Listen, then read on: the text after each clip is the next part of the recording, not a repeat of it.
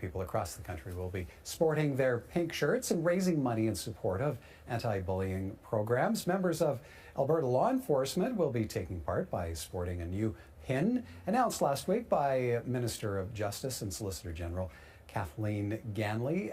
Judy, to you first this time. Pink Shirt Day certainly helps create some awareness, but bullying is a complex issue. So how helpful are all the anti-bullying programs that are already out there?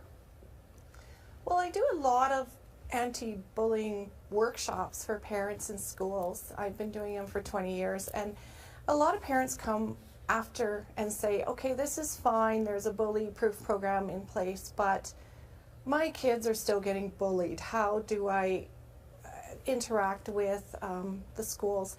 And because bullying is such a complex issue, it's not conflict resolution, it's a power difference. It's targeted meanness to a certain person because of another individual's misplaced needs. So a lot of programs are not addressing the real issue, which is that imbalance of power, and it's in place in any organization that has a hierarchy of power. So it's a tough issue. We're not sure all the money that's being spent on programs actually are effective. Probably the most effectiveness thing is to deal with it at the source and perhaps give the bully more help, but maybe send the bully home from school instead of having the victim to do it all the time. Well, Diane, Calgary's Nelson Mandela High School announced recently that they're adding 2 new conflict resolution programs that will address bullying. How effective is it in the school environment, do you feel? Well, I am not familiar with these particular programs they're going to use, but I have heard of other programs that schools have brought into their student body, and my feeling is it's great at the moment, but afterwards, after people have revealed their true feelings, etc., I'm not so sure that it carries on longer than that.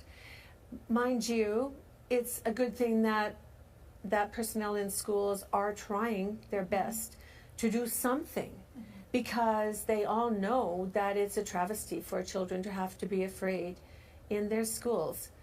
So I think that from working within the conventional school box, that's about the best they can do. I think that the most important thing within a school, though, even more important than programs that happen for short periods of time, is for the school personnel to attempt to create an atmosphere of kindness and respect and caring. And that would be even better, because it would be continual. Wendy, do you see this as a school responsibility, or is this on the shoulders of parents? Shared. I think anytime that the school is trying to do something, it's a positive. Anytime that we're talking about bullying and raising awareness and educating parents, faculty, and kids, it's great. But it does start at home. And we don't always recognize if our child is being bullied, but we also don't always recognize that our child's the bully. So to Judy's point, that it's a misplaced issue within the child that's got the issue of bullying. As a parent, trying to monitor and watch that, how our kids are behaving with their friends, even from a really young age, and having discussions about, do you think that was a really great way to treat your friend?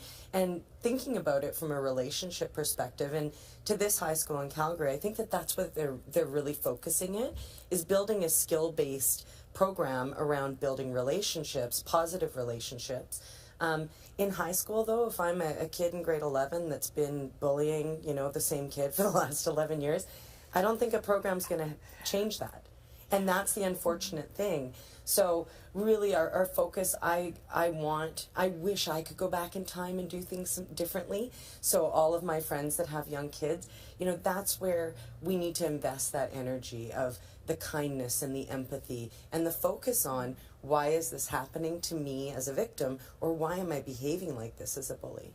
Okay, speaking of investing energy, let's get one final topic tonight. An elementary school in the UK is grading parents on involvement in their child's education. They're being categorized using a letter grade, an A grade for those who are highly supportive and go above and beyond, a B grade for parents who are involved and work effectively with the school. A C grade means they do very little to support the school but attend events on occasion. And for those parents who do nothing to support their child's learning or the school, a D grade. Diane, as an educator, what do you think of this idea? Well, as an educator in a school that doesn't offer grades until grade 10, our staff do not believe that grades are that motivational for students. So I would not give grades to parents. Besides which, parents have already gone through the school system, and many of them have heaved a sigh of relief when they exited the school, because there's nowhere else on earth where you get grades for everything you do. And the truth is that you want intrinsic motivation in the parents to help their children. The school would have a lot better success if they actually sat the parents down, especially the ones who they're having the most difficulty with, individually, and find out why they aren't so involved, and then to try to figure out how they could become more involved and what the options would be, because helping the parents to change their attitudes is a lot more helpful. Wendy, what do you think the impact would be of grading parents? It's hard to speak to this one. I think the impact would be twofold. I understand the point of it and why this certain school in the UK chose to do this. And, you know, with 5 kids, I've been every one of those parents, depending on the time and the kid. But I think, to Diane's point, that focus on grades-based, that's important for kids to do well and learn. We all agree with that. But there's also some other things. It's not needing mom to be in the school all the time and participating in school functions. I want my child to build independence and learn how to take care of themselves and have self-motivation and self-regulation, so that I have homework, I'm going to do my homework. So up until, you know, I don't know which age, and each child of mine, it would probably have been different, but I talked to my stepdaughter in grade 12 today and told her about these topics, and she said, if you were still helping me with homework, I would leave. Like, and wanting them to develop that independence is important. The other point is, if you're giving me a grade, as a parent, I'm going to feel alienated and not want my child to be in your school. So that's a negative thing for me. And I wouldn't even want to be the A grade on that list, because they are the demanding ones, and they're the ones that are always at the school, and I think the faculty maybe goes crazy with that. And Judy, you'd have to grade yourself.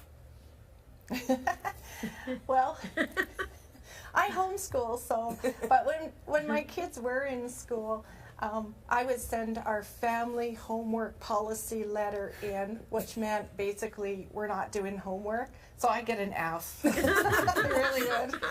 Judy. But I think there definitely are boundaries between parents' role at home and school's role. And just as parents can't go in a classroom and tell a teacher how to run it, school shouldn't be coming home to parents and telling them what to do in their home time. And that includes homework too. So there's a definite division of responsibilities, support each other, but parents, spend your involvement time having conversations with those kids and take away those screens. Right. There you go. Y'all get an A for that. Thank you kindly, ladies. Appreciate your insight as always.